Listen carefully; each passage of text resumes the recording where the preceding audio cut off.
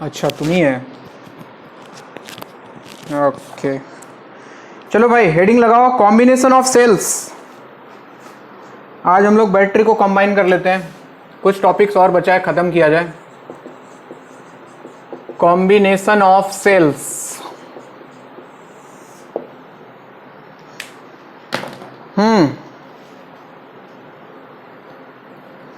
तो बैटरी अगर इस तरह से लगा दिया जाए, मान लो मुंह किधर रखा जाए बैटरी का, इधर रख लो। एक बैटरी उसके साथ उसका इंटरनल रेजिस्टेंस, दूसरा बैटरी उसके साथ उसका इंटरनल रेजिस्टेंस, तीसरा बैटरी उसके साथ इंटरनल रेजिस्टेंस, ऐसे करके बहुत सारा मान लो कनेक्टेड है। और उसके साथ एक एक्सटर्नल लोड लगा हुआ है R। This is suppose E1, E2, E3, this is suppose R1, R2, R3। अब मान लो इधर से करंट फ्लो कर रहा है I, इसको बोलते हैं बच्चों सीरीज कॉम्बिनेशन। सीरीज कॉम्बिनेशन, ठीक है। तो करंट जो होता है, करंट जो नेट करंट कभी भी फ्लो करता है, तो हमेशा याद रखो E equivalent divided by R plus R equivalent. इसको दिमाग में रखो। I बराबर होता है V बाई R। अब बैटरी बहुत सारा है तो हमको इक्विवेलेंट लेना पड़ेगा बैटरी का, डिवाइडेड बाई एक कैपिटल R तो रहेगा और उसके साथ बाकी जितना है इंटरनल रेजिस्टेंस उसका इक्विवेलेंट, ठीक है। अब जैसे इस वाले केस में अगर हम देखें तो I का वैल्यू कितना आएगा, E इक्विवेलेंट किसके बराबर हो जाएगा, देखो सारा बैटरी एक दूसरे को सपोर्ट कर रहा है ना, सारा बैटरी एक दूसरे को सपोर्ट कर रहा है। तो यहां पे E इक्विवेलेंट जो होगा बच्चों E1 plus E2 plus E3 plus dot dot dot जितना बैटरी है divided by R plus R equivalent का जो वैल्यू होगा, सारा रेजिस्टेंस भी सीरीज में आ जाएगा, तो R1 plus R2 plus R3 plus dot dot dot, ठीक है। अब मान लो ऐसा भी हो सकता था कि सारा बैटरी इक्वल होता, सारा रेजिस्टेंस इक्वल होता। अगर इसमें एक कंडीशन डाल देते हम कि if E1 equal to E2 equal to dot dot dot, मान लो E के बराबर है और टोटल N बैटरी है, टोटल N बैटरी है, let us assume total N battery लगा देता सीरीज में, और सबका इंटरनल रेजिस्टेंस भी बराबर R1 equal to R2 equal to dot dot dot R के बराबर। तो करंट जो फ्लो करता वो कितना हो जाता, क्या ऊपर N आ जाता और डिवाइडेड बाय R प्लस क्या ये NR हो जाता, तो ये करंट यहां से पास करता। लिखते जाओ फटाफट।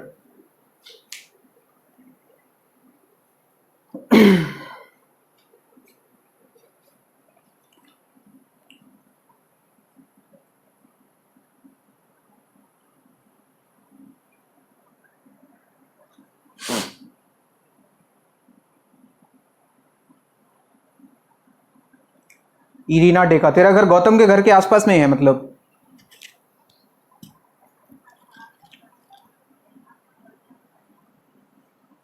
पता नहीं, मैं तो उसके घर गया था एक बार, उसके घर भी गया हूं मैं एक बार, किसी का शादी था उसके घर में, पता नहीं किसका शादी था,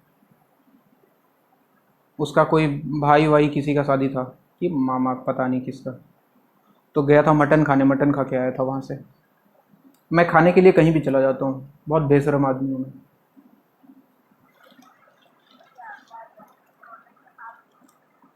ठीक है, जिस दिन आऊँगा बता के आऊँगा ना, ताकि तू बना के रखे पहले से।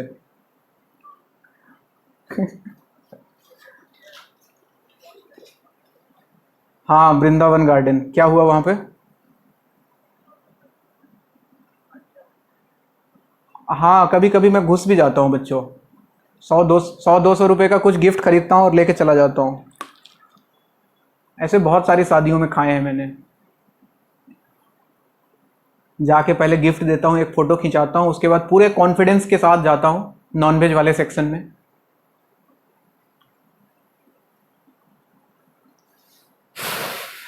हो गया क्या?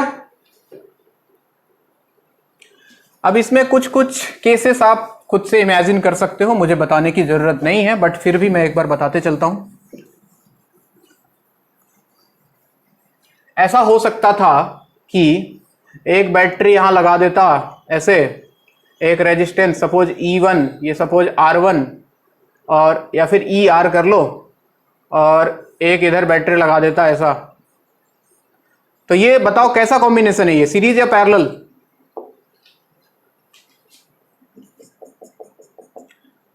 ये सीरीज है या पैरेलल है? Not a parallel combination. सबसे पहले दिमाग में रखो ये पैरेलल नहीं है बच्चों, ठीक है ना। यहां पे ध्यान से देखो तो हाँ ध्यान से देखो, अगर दोनों बैटरी को देखो तो दोनों बैटरी एक दूसरे को अपोज ही कर रहे हैं, दिखाई दे रहा है। इसका करंट इधर से आएगा, इसका इधर से जाएगा, और दोनों का ईएमएफ बराबर है। मजे वाली बात यह है, तो क्या कोई करंट पास करेगा? क्या कोई भी करंट पास नहीं करेगा।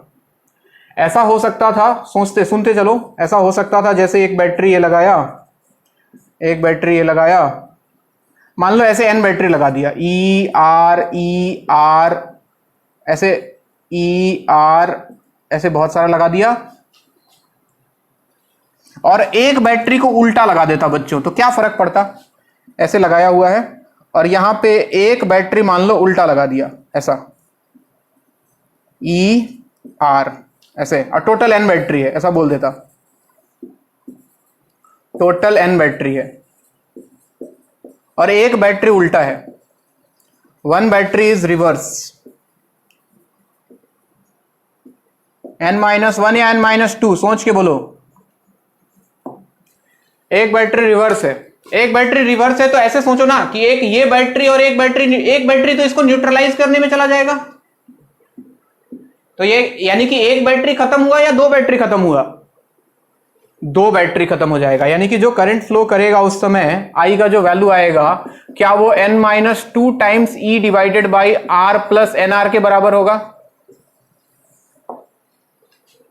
तो अगर एक बैटरी रिवर्स में जुड़े तो याद रखें कि वो दो बैटरी को खाके जाएगा, यानी कि मतलब एक बैटरी और साथ में लेके जाएगा। हम तो जाएंगे सनम, तुमको भी लेके जाएंगे, तो बेसिकली n में से दो बैटरी गायब हो जाएगा, n-2 टाइम्स ई हो जाएगा ई इक्विवेलेंट, और बाकी सब सेम ही रहेगा, are plus N are.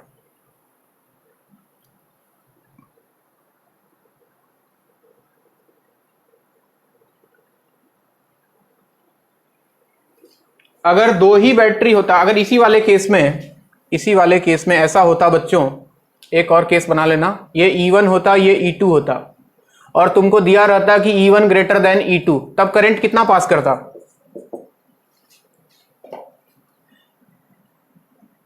E2 minus E1 या E1 minus E2?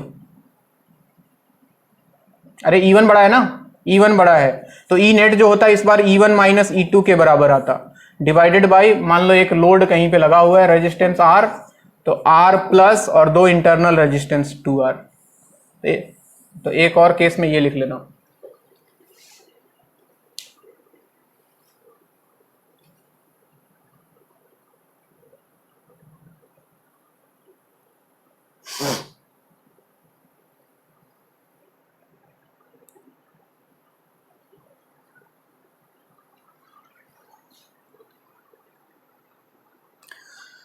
Series combination वैसे बहुत आसान है, कुछ इसमें बहुत ज़्यादा दिमाग लगाने वाली बात है नहीं। हम बात करते हैं पैरेलल कॉम्बिनेशन की।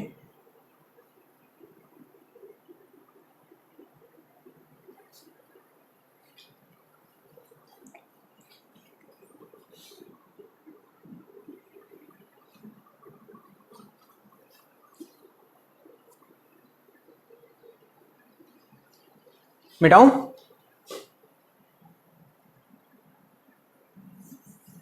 नेक्स्ट हेडिंग लगाओ, पैरेलल कॉम्बिनेशन।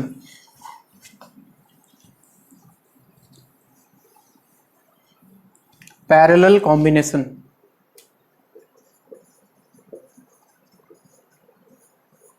पैरेलल कॉम्बिनेशन में मान लो कि एक बैटरी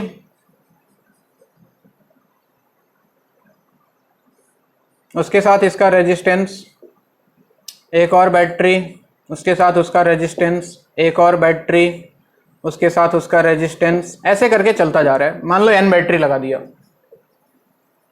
n बैटरी हमने लगाया है, ये E1 है, ये R1 है, ये E2 है, ये R2 है, ये E3 है, ये R3 है, ऐसे करके लगा हुआ है, और इन सब के साथ ये लोड रेजिस्टेंस R।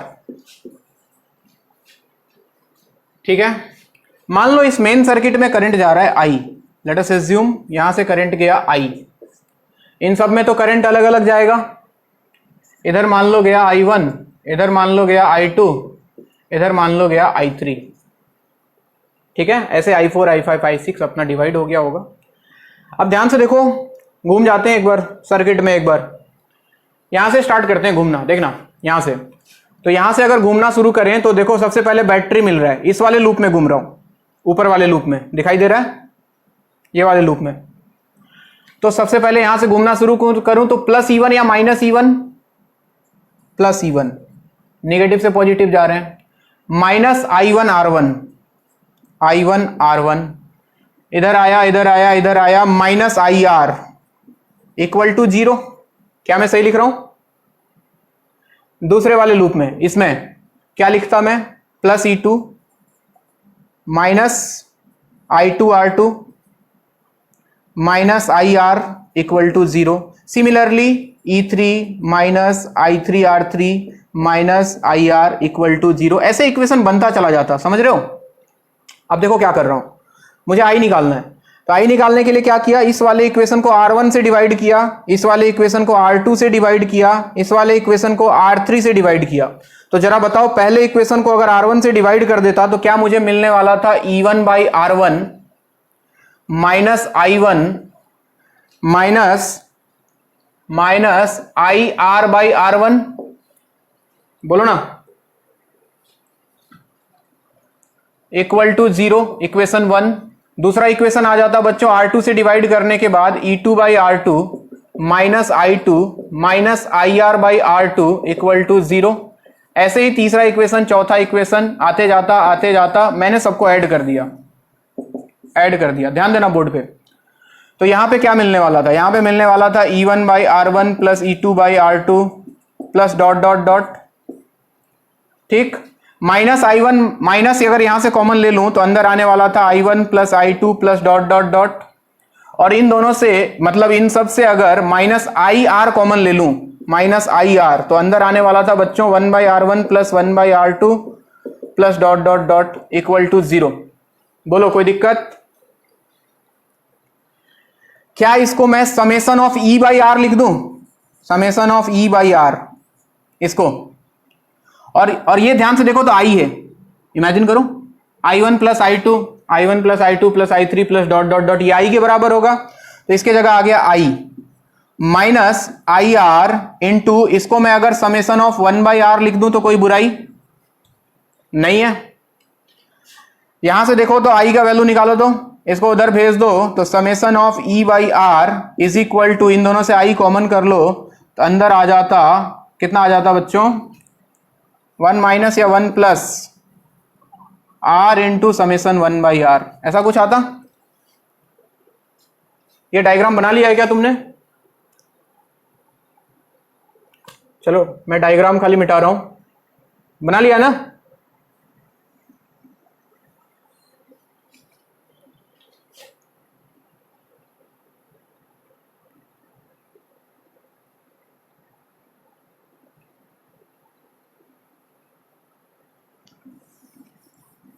देखो इधर बोर्ड पे, तो यहां से अगर I का वैल्यू हम देखें तो I का वैल्यू हमको मिला summation of E by R divided by 1 plus R into summation of 1 by R, क्या ये मिला? अब एक काम करते हैं, ये समेशन ऑफ 1 बाई R से ऊपर नीचे डिवाइड कर देते हैं बच्चों, ठीक है, क्योंकि हमको R प्लस समथिंग लाना है, इस बात का ख्याल रखो। तो मुझे I का वैल्यू ऐसा मिल जाता, summation of E by R divided by summation of 1 by R whole divided by R plus 1 by summation of 1 by R। देखो ये दिखाई दे रहा है, और इसको अगर इसको कंपेयर करो पुराने वाले फॉर्मूले से, पुराना फॉर्मूला हमने जो पढ़ा था E equivalent divided by R plus R equivalent, अगर इसके साथ हम कंपेयर करें तो E इक्विवेलेंट किसके बराबर निकल के आया, E इक्विवेलेंट बराबर आया summation of E by R divided by summation of 1 by R के, और R इक्विवेलेंट किसके बराबर आया, R इक्विवेलेंट आया 1 by summation of 1 by R के। तो आप इस फॉर्मूले को ध्यान में रखें तो बहुत बढ़िया, I equal to summation of E by R divided by summation of 1 by R whole divided by R plus 1 by summation of 1 by R, जितना होगा सबको ऐड करते जाना है। E1 by R1 plus E2 by R2 plus dot dot dot divide by 1 by R1 plus 1 by R2 dot dot dot R plus 1 by R1 plus 1 by R2। इस तरह से ये कहानी में आता जाएगा।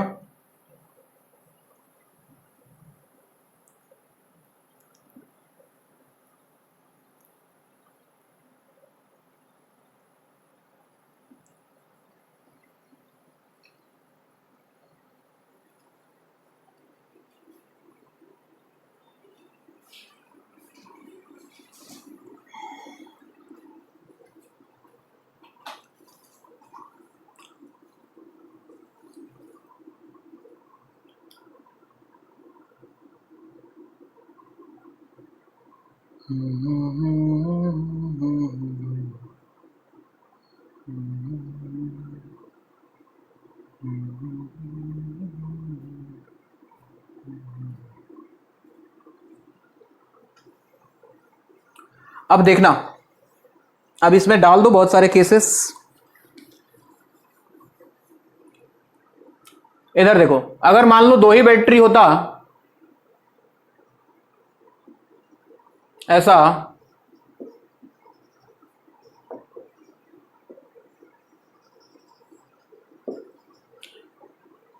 ये E1 ये R1 ये E2 ये R2, मान लो ऐसा होता, तो क्या बनता फॉर्मूला बच्चों? आई का फॉर्मूला क्या हम लिख सकते हैं, याद रहे? हाँ, summation of E by R का मतलब हो गया E1 by R1 plus E2 by R2 divided by summation of 1 by R का मतलब हुआ 1 by R1 plus 1 by R2 whole divided by capital R plus 1 by summation of 1 by R, यानी कि 1 by R1 plus 1 by R2। बात समझ में आ रहा है?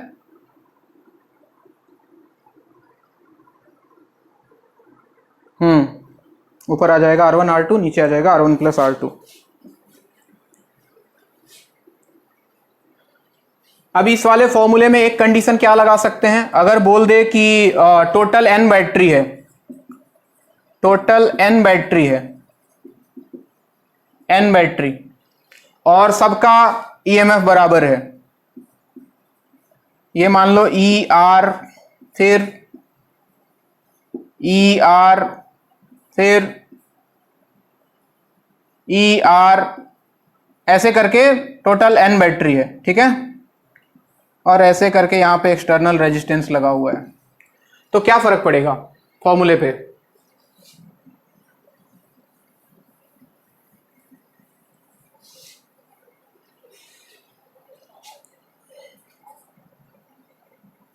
देखना जरा, I equal to summation of E by R. सबसे पहले इसका बताओ E इक्विवेलेंट कितना आएगा, यही बता दो। E इक्विवेलेंट, E इक्विवेलेंट हमने पढ़ा summation of E by R by summation of 1 by R, तो E by R E by R E by R n times, तो क्या ये NE बाई आर हो जाएगा whole divided by 1 by R 1 by R 1 by R n times, तो n by R हो गया।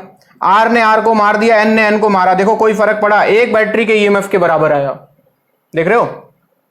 और ये जो R इक्विवेलेंट था, इसकी अगर बात करते हैं R इक्विवेलेंट, तो 1 by R 1 by R 1 by R, तो 1 बाई n बाई आर आ जाएगा, यानी कि R बाई n के बराबर आ जाएगा।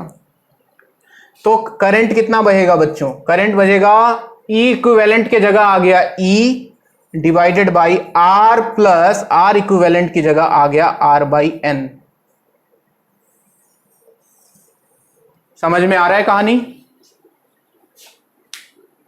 अगर टोटल n बैटरी लगा दिया जाए पैरेलल में और सबका EMF सेम हो और इंटरनल रेजिस्टेंस भी सेम हो, तो E इक्विवेलेंट का वैल्यू आ जाएगा NE by R divided by n by R, यानी कि एक बैटरी के EMF के बराबर, और R equivalent 1 by n by R, यानी कि R बाई n के बराबर, और वैल्यू रख दें तो E divided by R plus R by n।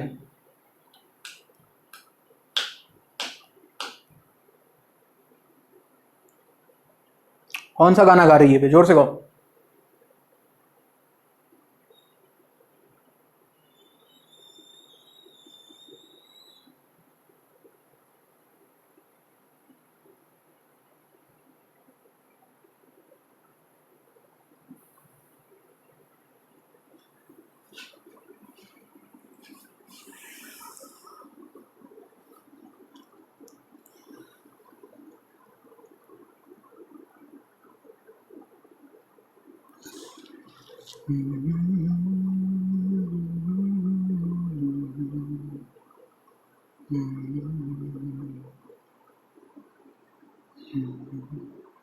इस बात को दिमाग में बिठा लो बच्चों, आगे भी काम आएगा। अगर n बैटरी EMF E हो, पैरेलल में जोड़ दिया जाए, तो इनका E इक्विवेलेंट एक बैटरी के EMF के बराबर आता है, और इनका रेजिस्टेंस यानी कि R इक्विवेलेंट जो होता है वो R बाई n के बराबर आता है, यानी कि एक रेजिस्टेंस डिवाइडेड बाई n। याद रहेगा? इसको मिक्स्ड कॉम्बिनेशन में यूज करने वाला हूं मैं। फिलहाल तो एक सवाल कराऊंगा पहले, उससे पहले मिटाता हूं मैं।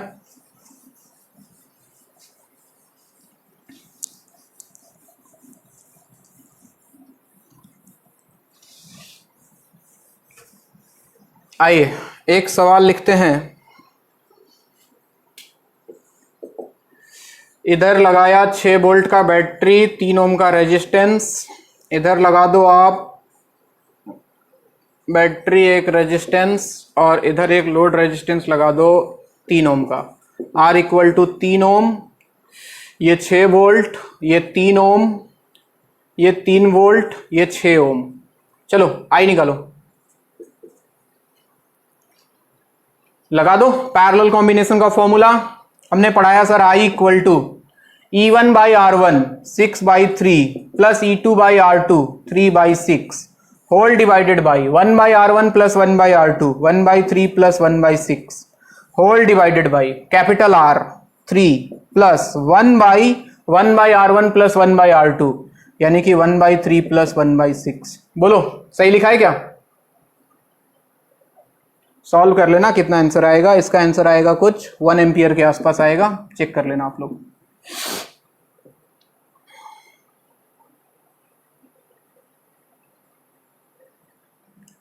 हम बात करेंगे मिक्स्ड कॉम्बिनेशन की।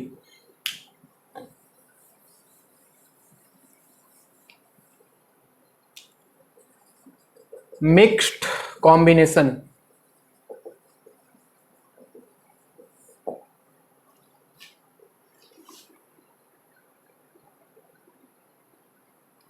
आइए देखते हैं मिक्स्ड कॉम्बिनेशन में क्या है। ये बैटरी, इसके साथ एक रेजिस्टेंस, एक और बैटरी, उसके साथ एक और रेजिस्टेंस, एक और बैटरी, उसके साथ एक और रेजिस्टेंस, ऐसे कहानी चलता जा रहा है। फिर एक बैटरी, एक रेजिस्टेंस, एक बैटरी, एक रेजिस्टेंस, एक बैटरी, एक रेजिस्टेंस, ऐसे चलता जा रहा है। ऐसे कहानी चलता जा रहा है, चलता जा रहा है। और फिर इधर एक्सटर्नल रेजिस्टेंस लगा हुआ है।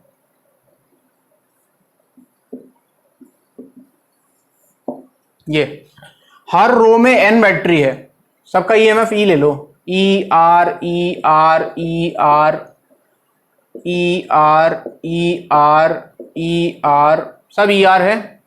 n battery in each row, n battery in each row, ठीक है। और टोटल m कॉलम है, m नंबर ऑफ कॉलम्स। समझे बात? एक हॉरिजॉन्टल लाइन में n बैटरी लगा है और ऐसा m हॉरिजॉन्टल लाइन से। चलो दिमाग लगाओ बच्चों, सबका ध्यान बोर्ड पे। हमें पता है I जो होगा वो होगा E equivalent divided by R plus R equivalent, है कि नहीं? अब चलो E इक्विवेलेंट की बात करते हैं। तुम ऐसे सोचो, एक लाइन में बैटरी का इक्विवेलेंट क्या Ni हो गया? तो Ni, अब यहां पे मान लो इस पूरे को भूल जाओ, इसमें इस लाइन में एक बैटरी लगा है जिसका ईएमएफ है Ni, इसमें भी Ni। अब Ni पैरेलल में लगा है m टाइम्स, तो कितना होगा इक्विवेलेंट? इसके पहले वाला कॉन्सेप्ट याद करो, सेम ही होगा, Ni ही होगा, क्योंकि इसके पहले वाले में बताया ई पैरेलल में लगा दो तो इक्विवेलेंट ई ही आता है। तो यहां Ni लगाया गया है, तो Ni हो गया ई इक्विवेलेंट। अब बात करते हैं बच्चों R इक्विवेलेंट की। वहां पे याद करो R R R R R n times लगा था, तो R equivalent R by n आया था। हाँ, तो यहां पे देखो एक लाइन में NR रेजिस्टेंस लगा है, R R R R NR, तो NR NR NR NR m times लगा है, तो क्या NR बाई m हो जाएगा? वहां पे R R R R R था n टाइम्स, तो R बाई n हो गया था। यहां पे NR NR NR NR m times है, तो कितना हो जाएगा? NR by m। अरे पक्का ना, समझ में आ रहा है ना? हाँ, तो I का वैल्यू अब लिख लो, E इक्विवेलेंट हो गया Ni डिवाइडेड बाई R के जगह पे तो R ही है, और इसके जगह पे आ जाएगा बच्चों NR बाई m। और इसको सॉल्व करते हैं तो हमको मिलता है MNE divided by MR plus NR। इसमें एक कॉन्सेप्ट चाहो तो लगा सकते हो, फॉर मैक्सिमम करंट बोलो तो लगा देता हूं, पहले इसको लिख लो फिर लगा देते हैं। ये आई का value MNE divided by MR plus NR।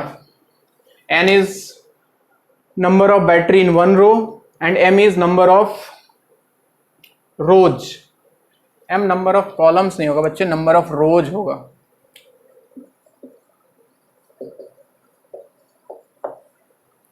M number of rose.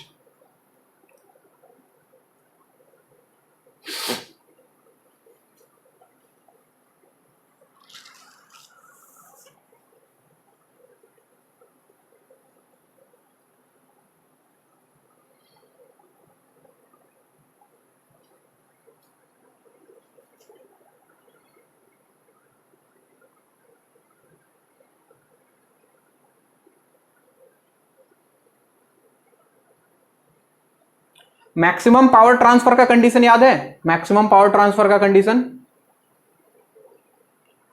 Internal resistance और एक्सटर्नल रेजिस्टेंस बराबर होना चाहिए। सुना है क्या? सुना है तो बहुत बढ़िया, नहीं तो कोई बात नहीं। चलो दूसरा कॉन्सेप्ट से बता देता हूं मैं, इससे नहीं बताऊंगा। मैक्सिमम पावर ट्रांसफर भी बताया नहीं मैं तुमको, तो कंफ्यूज हो जाओगे।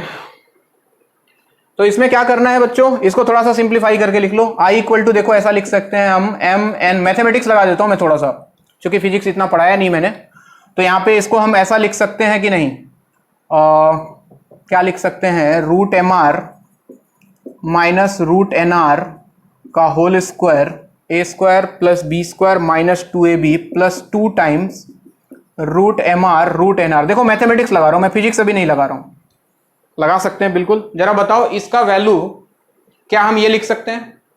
सोच के देखो, A square plus B square से ये आ जाएगा और minus 2AB plus 2AB cancel हो जाएगा, देख रहे हो? अब जरा सोचो, थोड़ा सा मैथमेटिक्स लगाओ, थोड़ा सा, ज्यादा नहीं बच्चों, बहुत थोड़ा सा। अगर इस I को मैक्सिमम होना चाहिए, अगर इस I को मैक्सिमम होना है तो क्या डिनोमिनेटर मिनिमम होना पड़ेगा? तो अगर इसको मिनिमम होना है जाए तो ध्यान से सोचो, तो ये स्क्वायर क्वांटिटी है, ये मिनिमम तो 0 ही हो सकता है, इससे मिनिमम हो सकता है क्या? तो अगर इस वाले क्वांटिटी को अगर मैं मिनिमम कर दूं, MIN मिनिमम, तो मुझे कुछ नहीं करना होगा, under root MR minus under root NR, NR ये स्मॉल nr होगा। यस, तो under root MR minus NR, इसका वैल्यू कर दो 0, यानी कि under root MR equal to under root NR, और स्क्वायरिंग कर दो तो MR इक्वल टू NR। हाँ, तो कंडीशन आता है बच्चों M/N equal to R/R। This is condition for maximum current, पूछा जा चुका है कहीं पे ये, फॉर मैक्सिमम करंट। यानी कि ratio of number of rows to number of batteries in one row must be equal to ratio of internal resistance of battery divided by external resistance, M/N equal to small r by capital R। ये सवाल directly पूछा गया है और फिर से पूछा जा सकता है फॉर मैक्सिमम करंट के लिए, नोट करें।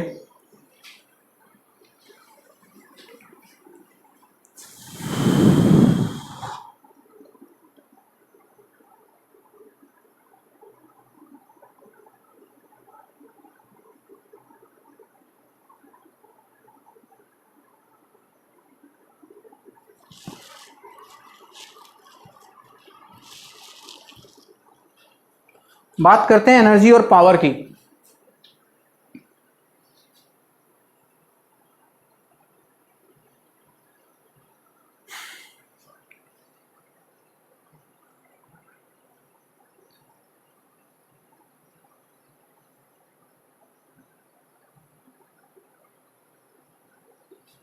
हो गया?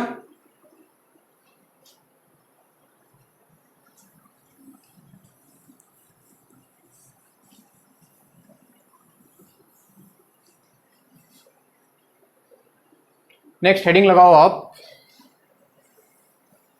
हो गया ना? मिटाऊं? Energy and power.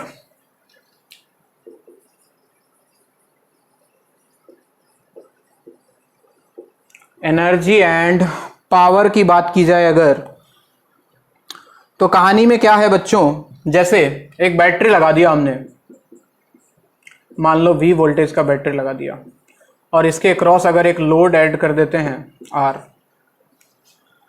तो बैटरी क्या करता है बच्चों? याद करो, बैटरी के बारे में बताया था, बैटरी वर्क डन करता था, याद है? यहां से यहां तक तो चार्ज फ्लो हो जाता था, फिर यहां से यहां तक फ्लो कराता था बैटरी, EV। यानी कि अगर मान लो यहां से यहां तक, चलो इसी की बात कर लेते हैं, इस वाले सेगमेंट में बात कर लेते हैं। मान लो यहां से DQ चार्ज फ्लो कर रहा है, DQ चार्ज, तो स्मॉल जो वर्क डन होगा बच्चों W, क्या वो DQ इंटू V के बराबर होगा? याद करो, work done equal to charge into potential, याद है ना कि भूल गए? हाँ, और याद करो DQ बाई DT को I बोलते हैं हम लोग, तो क्या हम DQ को IDT लिख सकते हैं?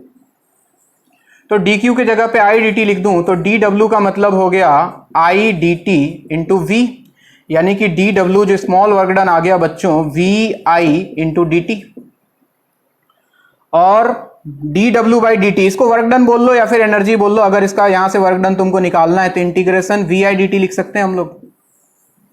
अगर सब कुछ कहानी कांस्टेंट हुआ तो वर्क डन कितना निकल के आ जाएगा बच्चों? VIT के बराबर आ जाएगा। इंटीग्रेशन ऑफ DT T बन जाएगा, तो T टाइम में इतना वर्क कर रहा है, वर्क डन बोलो या फिर इसको एनर्जी बोल लो, तुम्हारी मर्जी है। अब यहां पे आओ, DW इक्वल टू तुमको मिला हुआ है, DW equal to VI DT, DT को इधर ले आओ, तो क्या DW बाई DT VI, और क्या ये एनर्जी पर यूनिट टाइम, क्या इसको पावर बोल देंगे हम लोग? तो ये बन गया बच्चों P equal to VI, power, energy पर यूनिट टाइम, एनर्जी पर यूनिट टाइम, जूल पर second, P equal to VI। अब इसमें और भी फॉर्मूले निकल के आते हैं। P इक्वल टू VI में अगर V इक्वल टू IR रख दिया तो क्या ये I स्क्वायर R बन जाता है? और क्या क्या बनता है? हाँ, I equal to V by R रख दें तो V स्क्वायर बाई R बन जाता है।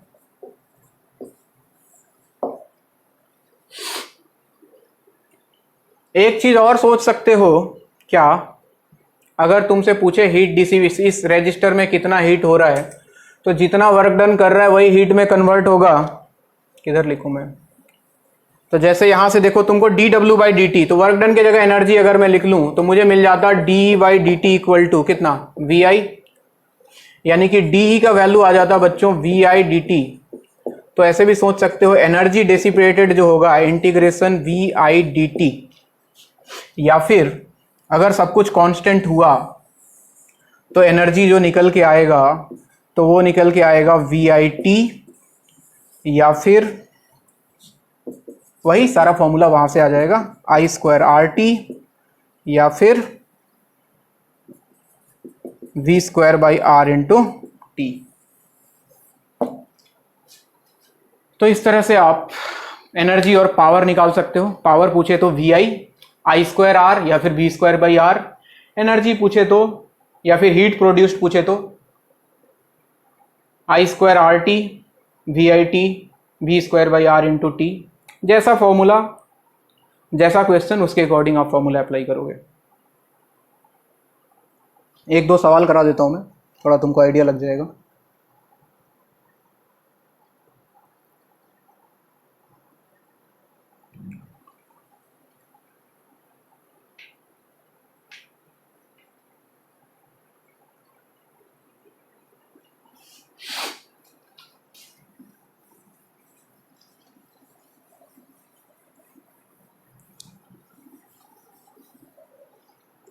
इसमें कैसे कैसे सवाल, दो तरह के सवाल आते हैं मेनली। एक तो जिसमें करंट कांस्टेंट दिया रहेगा, जैसे मान लो ये रेजिस्टेंस दे देगा, यहां से करंट फ्लो कर रहा है मान लो 2 एम्पियर का, और क्या दे देगा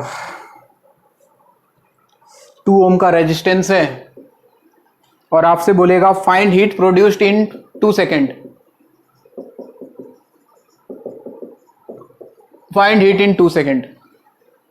क्या हो जाएगा भाई? हीट बोलो चाहे एनर्जी बोलो, I स्क्वायर RT, I का वैल्यू है 2, तो 2 स्क्वायर इंटू R का वैल्यू 2 इंटू T का वैल्यू है 2, कितना 16 जूल आ जाएगा बच्चों।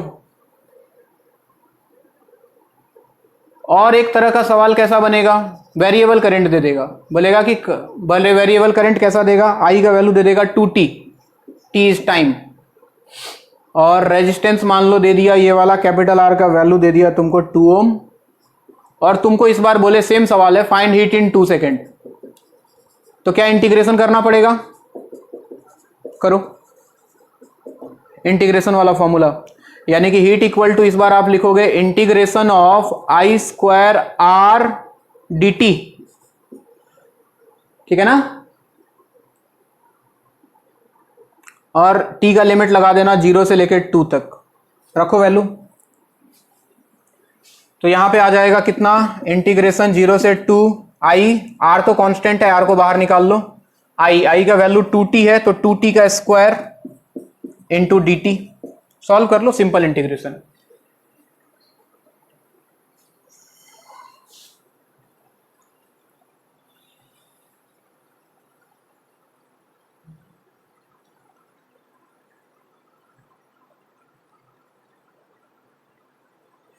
कितना आंसर आएगा बताना।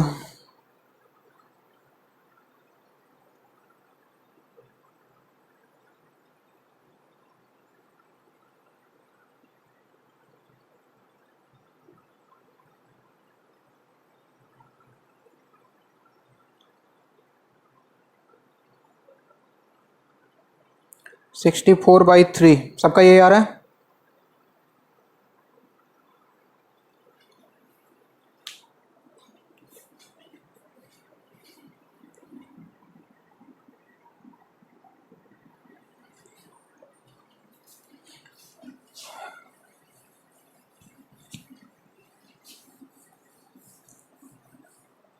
करना होगा क्या मुझे, आर का वैल्यू 2 था और 2t का स्क्वायर कर दिया तो इंटीग्रेशन हो गया 4t स्क्वायर dt, 0 से 2 है तो 2 और 4 बाहर 8 हो गया, t स्क्वायर का हो गया t³/3, लिमिट है 0 से लेकर 2,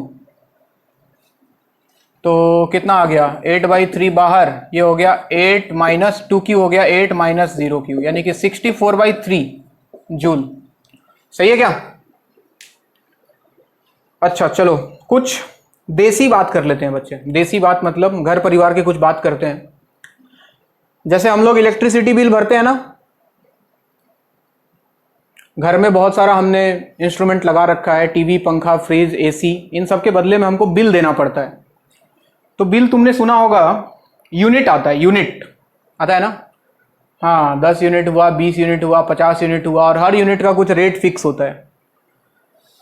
तो मुझे बताओ कि एक यूनिट का मतलब क्या है, what is the meaning of 1 unit.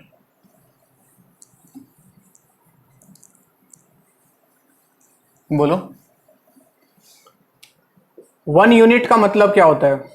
1 unit का मतलब होता है 1 किलोवाट आवर।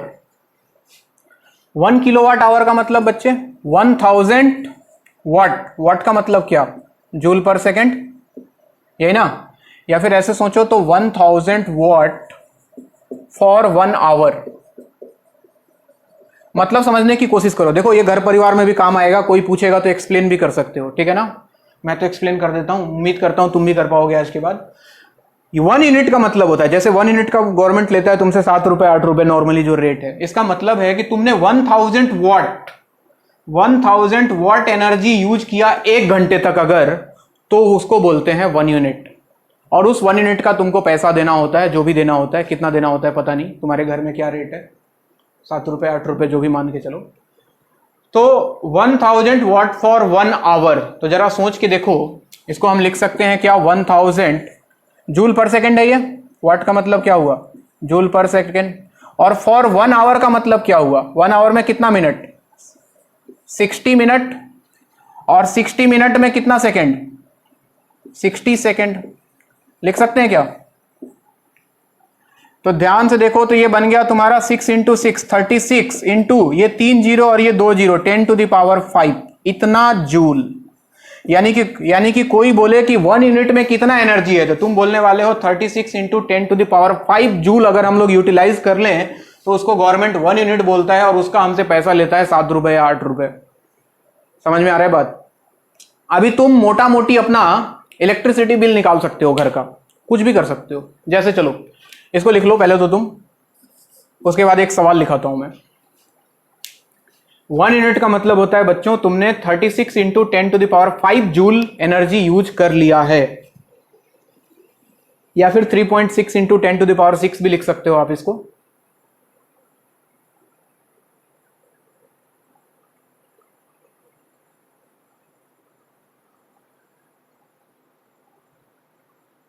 तो अगर हम टोटल एनर्जी को ऐसे सोचो, अगर हम टोटल एनर्जी को इससे डिवाइड कर दें तो हमको नंबर ऑफ यूनिट मिल जाएगा, नहीं मिल जाएगा? तो कभी भी अगर तुमको नंबर ऑफ यूनिट निकालना हो बच्चों, नंबर ऑफ यूनिट्स, तो आप क्या करोगे, टोटल तुमने जितना यूज किया उसको डिवाइड कर दो 36 इंटू 10⁵ से, तो ये आपका नंबर ऑफ यूनिट्स आ जाएगा। और पर यूनिट जितना रेट है उससे मल्टीप्लाई कर दो इसको, तो उतना आपका इलेक्ट्रिसिटी बिल निकल के आ जाएगा। जैसे मैं एक सवाल लिखता हूं, सॉल्व करोगे, तुम ही सॉल्व करके बता दोगे, मतलब बहुत सिंपल है, बस समझने की देर है। जैसे मान लो तुम्हारे घर में 10 पंखा है, 10 फैन ऑफ 100 वाट ईच, ये मान लो है 10 पंखा। उसके बाद 15 ट्यूबलाइट है, सपोज 15 ट्यूबलाइट है, उसका कुछ ले लो 50 वाट का, 50 वाट ईच। तुम अपने घर का इलेक्ट्रिसिटी बिल खुद से निकालना। मान लो एक एसी चला रहे हो, इसका एसी का तुम्हारा दिया हुआ है कुछ मान लो 7000 वाट, ऐसा कुछ है 7000 वाट, और ये टोटल चल रहा है ऑल रनिंग फॉर 10 आवर, 10 घंटे तक चल रहा है। और गवर्नमेंट जो रेट ले रहा है मान लो 7 रुपीज पर यूनिट, इलेक्ट्रिसिटी जो रेट है 7 रुपीज पर यूनिट। आप बताओ टोटल बिल कितना आएगा?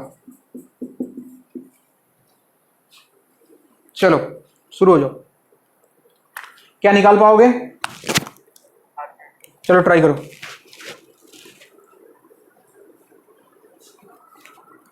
सबसे पहले आप टोटल निकाल लो।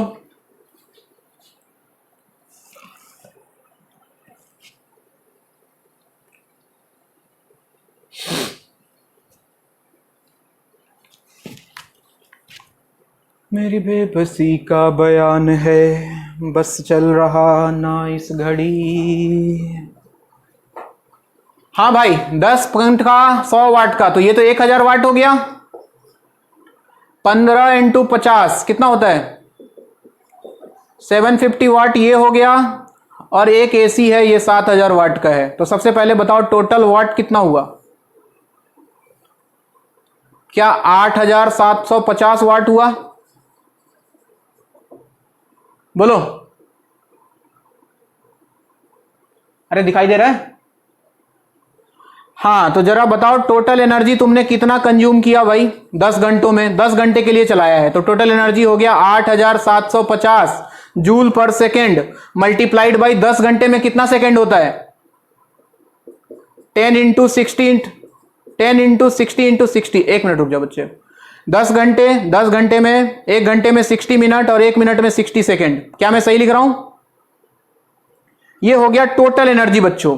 और हमें पता है 1 यूनिट में एनर्जी कितना होता था? 36 इंटू 10⁵। तो नंबर ऑफ यूनिट कितना हो गया? नंबर ऑफ यूनिट आ जाता sir 8750 into 10 into 60 divided by 36 into 10⁵। क्या इतना यूनिट हमने यूज किया? अब इसको किससे मल्टीप्लाई कर दूं टोटल पैसा निकालने के लिए? 7 से मल्टीप्लाई कर दो, देखो क्या आंसर आ रहा है। इतना बिल आएगा निकल के।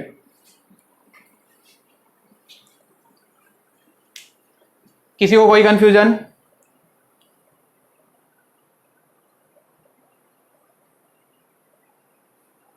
कितना आ रहा है बच्चे? 600 कुछ आएगा आई थिंक। जो भी है निकाल लेना तुम। मतलब समझ में आ गया इलेक्ट्रिसिटी बिल का? घर का अपना बिल अब कैलकुलेट तुम कर सकते हो, कितना पंखा चला रहे हो, कितना देर तक चला रहे हो, बस तुमको ये बता दिया जाए कितने वाट का है तो आप बिल्कुल निकाल सकते हो।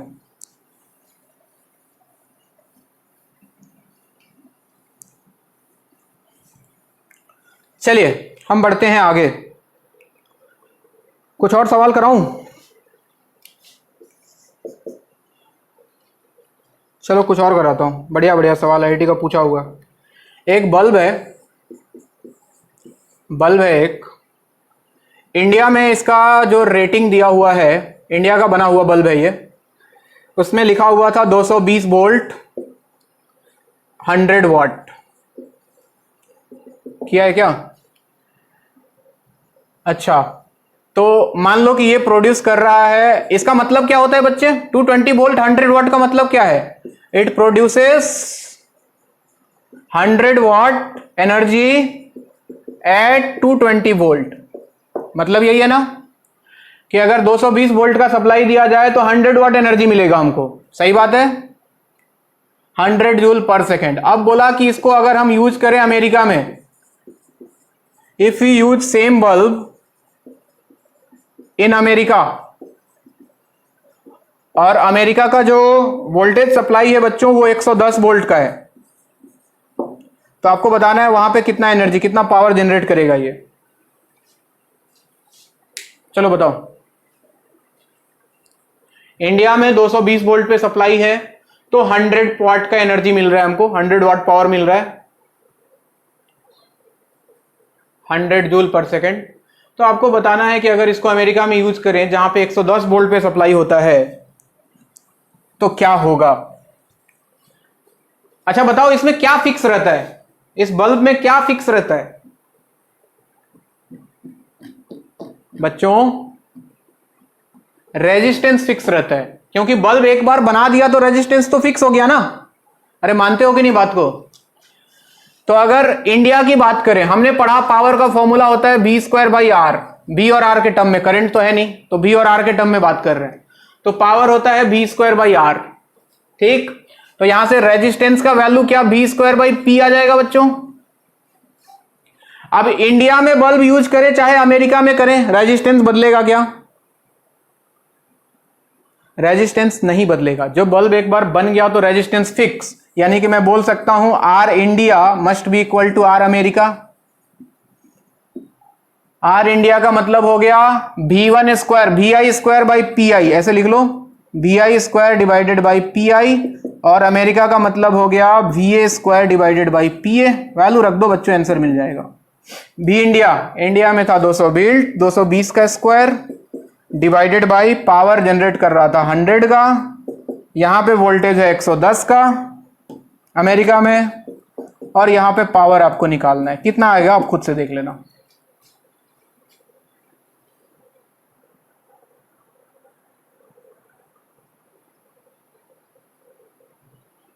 कोई तकलीफ किसी को?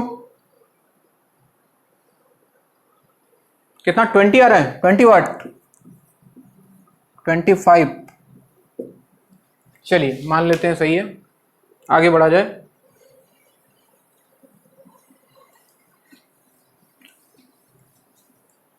और देखो 3 बल्ब है बच्चों,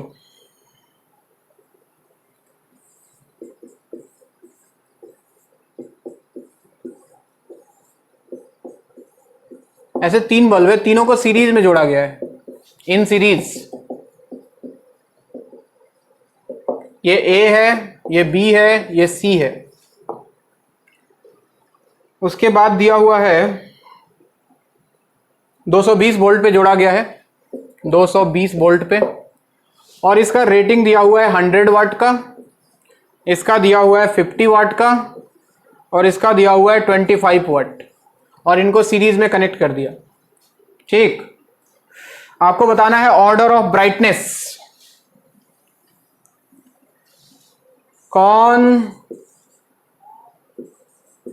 ऑर्डर ऑफ ब्राइटनेस? ऑप्शन है 4, ठीक है ना, मैं नहीं लिख रहा हूं, A greater than B greater than C, B greater than C greater than A, या फिर ए इक्वल टू, लिख देता हूं क्या, A greater than B greater than C, A equal to B equal to C, C greater than B greater than A greater than C greater than B. बताओ brightness का order, कौन सबसे तेज जलेगा, कौन उससे कम, कौन उससे कम। मतलब कुल मिला के पावर का ऑर्डर पूछ रहा है। किसका ऑर्डर पूछ रहा है? पावर का। अच्छा, सीरीज में है तो क्या करंट सेम रहेगा बच्चों? करंट सेम, तो पावर का फॉर्मूला कौन सा वाला यूज किया जाए? I square R. तो क्या power directly proportional to resistance हो गया? यानी कि जिसका रेजिस्टेंस सबसे ज्यादा आएगा वही सबसे ज्यादा तेज चलेगा। और रेजिस्टेंस का फॉर्मूला हमको पता है, अगर आर ए का रेजिस्टेंस निकालूं तो रेजिस्टेंस होता है कितना? B square by P. और ध्यान से देखो वोल्टेज कितना दिया था? 220 वोल्ट ना, 220 वोल्ट। तो यहां पे आता है बच्चों 220 का स्क्वायर डिवाइडेड बाई पहले का है 100। आर बी निकालते तो 220 का स्क्वायर डिवाइडेड बाई 50। और आर सी अगर निकालते तो 220 का स्क्वायर डिवाइड बाई 25। बताओ जरा सबसे ज्यादा रेजिस्टेंस किसका होगा? R A, R B, R C? R C. हाँ, तो R C greater than R B greater than R A, therefore power of C will be greater than power of B greater than power of A. यानी कि ये सबसे तेज जलेगा, फिर B वाला, फिर ए वाला। कोई दिक्कत?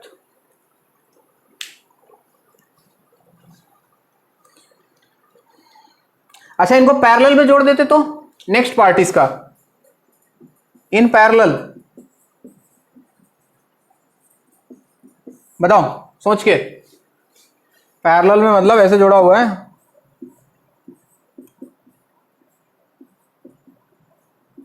हाँ ऐसे जोड़ा हुआ है। तो पैरेलल में क्या कांस्टेंट हो जाएगा? भी पोटेंशियल कांस्टेंट हो जाएगा। तो P इक्वल टू कौन सा फॉर्मूला लगाएंगे हम फिर? V square by R. हाँ, तो इस बार पावर लगाओगे तुम V स्क्वायर बाई आर, तो क्या power inversely proportional to R हो गया? यानी कि इस बार कहानी बदल जाएगा बच्चों। जिसका रेजिस्टेंस सबसे कम, क्या क्या हो, तो इस बार उल्टा हो जाएगा series, A greater than B greater than C. यानी कि इस बार ए वाला सबसे तेज जलेगा, फिर बी वाला, फिर सी। लिख लेना साइड में, मेरे पास जगह नहीं है। इस बार लिख लो power is inversely proportional to R. तो जिसका रेजिस्टेंस सबसे कम है वो सबसे तेज जलेगा। यानी कि आर ए सबसे कम था तो ए का ब्राइटनेस सबसे ज्यादा, फिर बी का, फिर सी का। ऐसे ऐसे सवाल पूछे जा सकते हैं आपसे।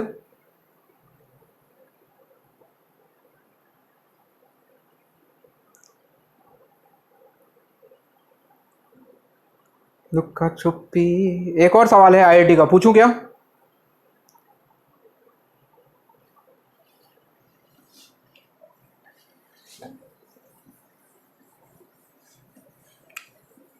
तुम लोग ये मत सोचना कि ये मेडिकल का सवाल नहीं कराता है। अरे मेडिकल का नहीं कराता हूं क्योंकि आईआईटी वाला कर लोगे तो मेडिकल वाला हो ही जाएगा। समझ रहे हो बात को? हाँ, इसलिए ऐसा मन में धारणा मत लाना कि ये खाली आईआईटी का सवाल उठा रहा है। ऐसा बिल्कुल नहीं है। आईआईटी कर लिया तो फिर जिंदगी आसान है। एक यहाँ लगा, 2 बल्ब यहाँ लगा देते हैं। क्या बे, मेरा ही आवाज मुझे सुनाई दे रहा है।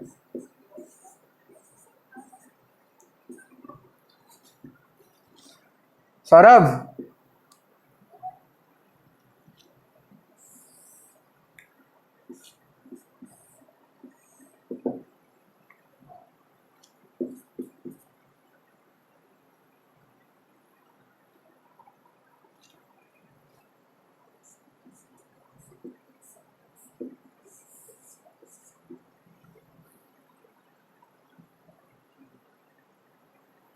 ये 1 है, ये 2 है, ये 3 है, ये 4 है।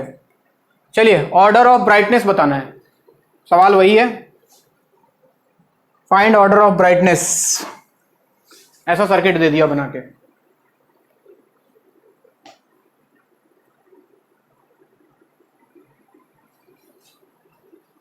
और एक चीज लिख लेना साइड में, all bulbs are identical. All bulbs are identical, सब एक जैसा है।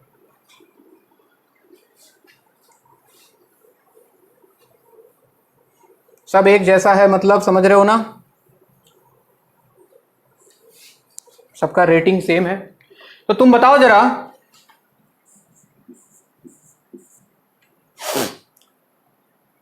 हाँ जी ध्यान बोर्ड पे सबका। ये आई गया यहां से, तो इधर I1 चला जाता, इधर I2 चला जाता बच्चों। तो क्या मैं बोल दूं I जो होगा वो बड़ा होगा सबसे I1 I2 से?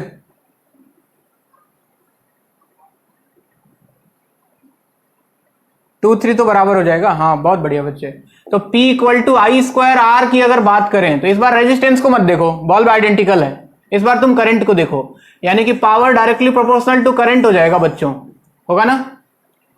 यानी कि जिसमें करंट ज्यादा जाएगा वही सबसे ज्यादा तेज जलेगा। तो साफ साफ दिख रहा है कि आई का जो वैल्यू है वो सबसे बड़ा होगा, और यहां पे 2 आ गया तो ऑब्वियस सी बात है इधर रेजिस्टेंस कम है तो इधर करंट ज्यादा गया होगा, जिधर रेजिस्टेंस कम उधर करंट ज्यादा जाता है, तो I greater than I2 greater than I1 रहा होगा। पहले बोलो ये बात समझ में आया? अब इसमें करंट सबसे ज्यादा तो 1 का ब्राइटनेस सबसे ज्यादा, उससे ज्यादा होगा 4 का, मतलब उससे कम 4 का, और इधर तो सेम करंट जा रहा है और रेजिस्टेंस सेम है, तो I1 square R I1 square R इन दोनों का ब्राइटनेस सेम होगा बच्चों, यानी कि 4 ग्रेटर देन 2 इक्वल टू 3। कोई कंफ्यूजन किसी को?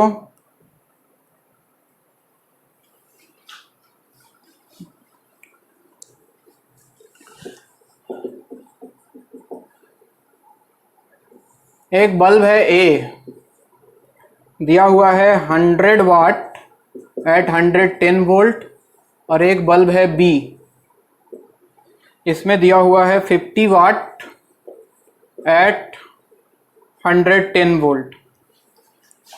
ठीक है, इनको कनेक्ट कर दिया सीरीज में, connected in series at 220 volt. ये ए ये बी सीरीज में कनेक्ट कर दिया 220 वोल्ट के साथ।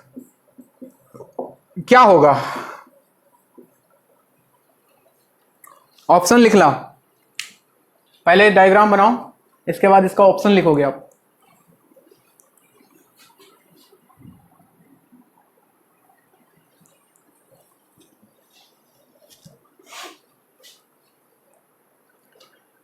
इसका ऑप्शन में है A will broke, second option B will broke, third option both will broke, fourth option none will broke. Broke मतलब फूट जाना, ए फूट जाएगा, सेकेंड ऑप्शन है बी फूट जाएगा, थर्ड ऑप्शन है बोथ फूट जाएगा,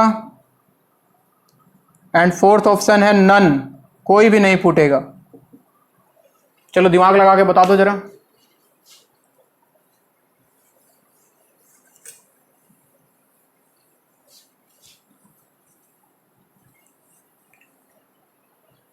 तेरी राह तके अखियां जाने क्या क्या, कोई भी नहीं फूटेगा। अच्छा ऐसा होगा, देखते हैं।